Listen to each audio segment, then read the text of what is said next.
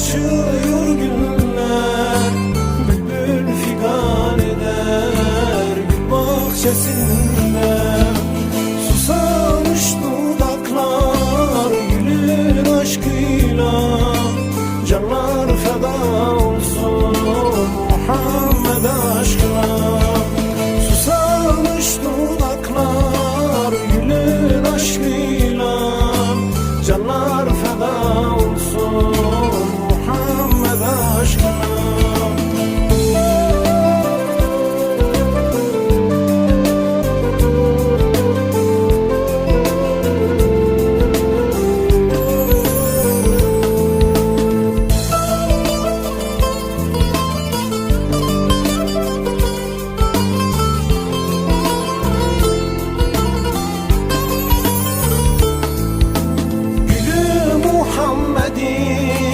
Cennet gülleri açmış bahçesinde, rahmet gülleri.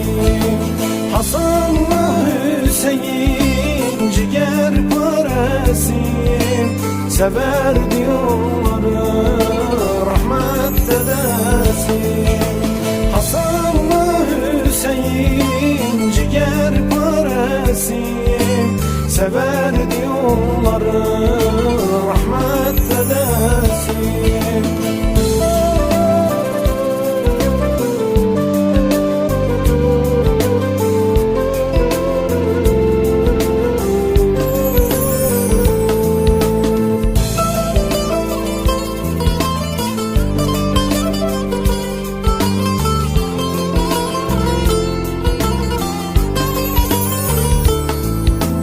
Zehra demektir cennet güllerin, açmış bahçesinde rahmet güllerin.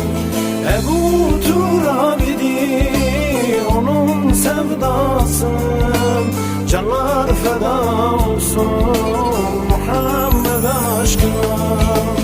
Ebu Turabi'dir onun sevdası, canlar feda olsun Muhammed aşkına. Canlar feda olsun Muhammed aşkına. Canlar feda olsun Muhammed aşkına.